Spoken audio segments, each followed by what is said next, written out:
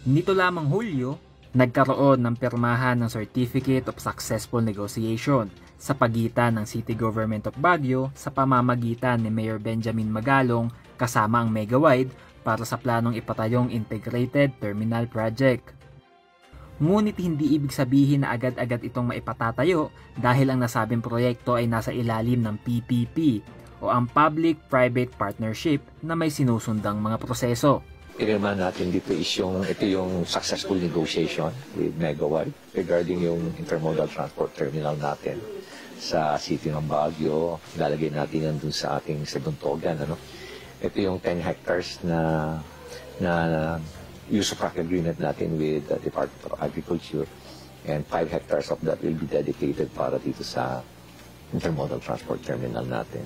Now that we're done with the negotiation, pirmahan na kami, nireconfirm na rin namin yung original proponent status nila, binigyan na rin natin yung certificate sa kanila. So ang next is i-represent na nila ito sa City Development Council composed of members from the different sectors again, yung mga community leaders natin. Tapos after that, i-represent na yan sa ating City Council. Ang Integrated Terminal Project ay maikukumpara sa PITX Terminal na Megawide rin ang gumawa. Ayon pa sa Megawide, magiging mas maayos ang pagkukommute dahil sa mga advanced features ng terminal na ito. It's an area that provides amenities to passengers.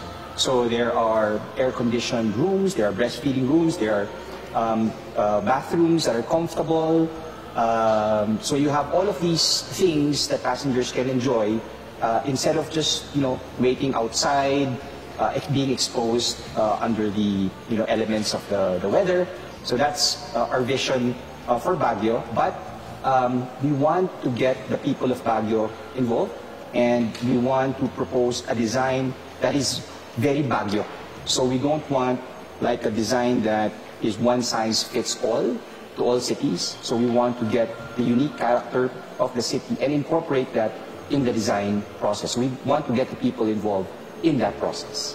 Dagdag naman ng alkalde, malaki ang maitutulong sa daloy ng trapiko sa lungsod dahil mababawasan ang mga sasakyang bumabaybay sa kalsada ng Baguio.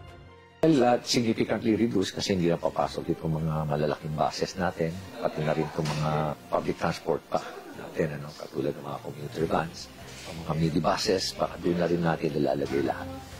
Patapos maglalagay rin tayo ng mga ilang multi-level parking buildings sa lugar. So yung ating mga bisita, all they have to do is park there, tapos take a public transport to go to their hotels. And ganun din, pag sundo sa kanila, pupunta ulit sila doon sa terminal, kung inisakyan nila, diretso na sila Metro Manila. Samantala, mahaba pa ang lalakbayin bago maisakatuparan ang proyektong ito. So we're going to invite again other proponents na lumaban ulit sila para mapili talaga natin. It doesn't really follow na dahil sila yung nakapirma dun sa negotiation, sila yung nakakuha ng OPS, sila yung mananalo. Pero na naman ibang mga proponent ulit that will challenge yung kanilang mga proposal during the Swiss Challenge at pipiliin natin na doon kung sino yung pinakamagandang proposal. Kasama natin dito ang PPP Center, and we're very transparent with this. Dito sa Baguio, bawal po yung mga under-the-table arrangement dito. Bawal po yung corruption dito pagdating mo sa mga ganyang mga project. Ang Integrated Terminal Project ay nakapaloob sa Public-Private Partnership. Isa itong agreement sa pagitan ng gobyerno at pribadong sektor kung saan ang pribadong sektor ang gagawa at gagastos sa mga proyekto na kalimitang gobyerno ang gumagawa tulad ng kalsada, ospital at paaralan. Conan Gulapa para sa PIO, Baguio Balita.